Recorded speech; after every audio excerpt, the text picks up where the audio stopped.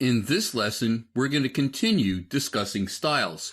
If you'd like to follow along, go under the File menu to Open, and in the Sample Files folder, scroll down to 0802, Character Styles, Do It Your Way, and just click Open. Character styles are used to apply just character formatting. They can save lots of time in formatting a document. But if you're used to character style sheets in Quark, InDesign's character styles are just a little bit different. To see what's different, why don't we set up a very simple character style? I'm just going to select the first word in my first paragraph of body text. And I'm going to go into the Paragraph Styles panel just to show you that a body text paragraph style has been applied to that paragraph. Now I'm going to change the formatting from regular within Minion Pro to italic. So now it's Minion Pro italic. And if I wanted to make this into a character style, it is really easy. I'm going to go to my Character Styles panel, and just like paragraph styles, I'm going to go under the Options menu and choose New Character Style. All I have to do is name it. I'm going to call it italic. You can see in the settings it says none plus italic. We'll come back to that a little bit later. Now you want to make sure that Apply Style to Selection is actually checked and that Preview is checked. So you can see that the listing italic has been added to the Character Styles panel and is actually highlighted because it had been added to the selected word. Let me just click OK. Now that I have a style, I can select other words and just click on italic. This is where InDesign's character styles differ from Quark's style sheets. I'm going to select a single word in my subhead. Why don't I move in a little bit closer with my zoom tool? I'm just clicking and dragging across that first column. And now I'm going to go back into my Character Styles panel and click on italic. It's making it italic. But in this case, it's Myriad Pro italic. So it's not changing the type family, just that one listing. Well, why is it working that way? Well, let me go back into italic. I'm going to double click on it and we'll see why.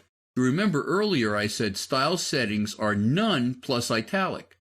That's the only change from the original paragraph style that was applied to that entire paragraph.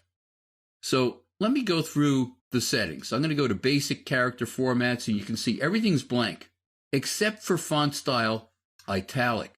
Advanced character formats, nothing is filled in. Character color, nothing.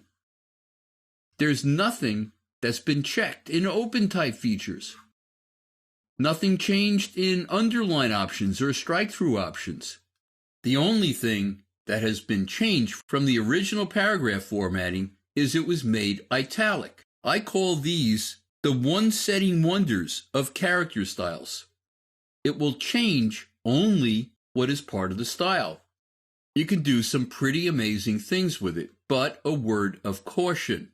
If italic did not exist in Myriad Pro, it would have put the word italic in the panel in brackets. Anytime you see brackets, that means you're trying to do something with type that can't be done or doesn't exist. It also would have highlighted this word with a salmon color to let me know that I'm trying to do something with this type that can't be done. And I would just have to choose a typeface that italic actually exists in. So far, we've been talking about these simple character styles. I wonder if you can do more complex character styles. Why don't we scroll down a little bit, and I'm going to select the beginning of some other paragraph. I'm going to make it all caps, and maybe I also want to make it bold. So let me choose bold from the style pop-up. And maybe also I want to change the color, the fill color of the characters. I'm going to make them red. And then I'm going to click off of it just to see what it looks like. Why don't we make a character style for this? Reselect that text that you just changed and go under the Options menu to New Character Style. and we'll call this bold lead. So it's like a bold lead-in for a paragraph. And you can see the settings that it picked up. Bold, the color is red, and it's all caps. And I'm applying the style to the selection, and I'm previewing it. So let me uncheck preview and recheck it, and you'll see that the listing has actually been added to the character styles panel, and it is highlighted, which means it has been applied to my selected text. And I can just click OK. Now if I select some more text, I can click bold lead, and you can see it does actually apply it. Lots of things that you can do with character styles are very, very similar to paragraph styles. Like, for instance, if I were to change this in some way, I have my selected text still selected, and I'm going to change it to purple instead. And maybe instead of all caps, I'm going to make it small caps. I'm going to go back to my character styles panel, and you can see it says bold lead, and there's a plus mark, which means that there are overrides to this text from the original character style that I set up. I wonder if I could just go under my options menu to redefine style. Yes. And you can see it redefined everything that had that style applied to it to the one change that I made. Very similar to paragraph styles. Other parts of the panel are also very similar to paragraph styles. Let me go under the options menu of the character styles panel, and you see that a lot of the commands listed here are exactly the same as the paragraph styles panel. Like, for instance, break link to style. That would leave the formatting alone, yet it would no longer be linked to the bold lead character style. There's also load character styles and load all text styles.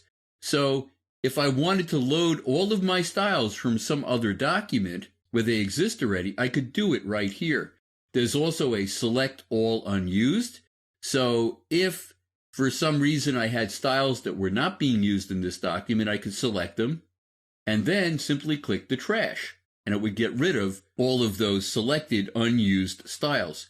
Let me go back under the options menu again. One other thing is you can sort by name, just the same way that you can with paragraph styles. It will put your entire list of character styles in the panel in alphabetical order. Well, they happen to be already in alphabetical order, so it didn't do anything. We're going to continue to discuss styles in the next lesson.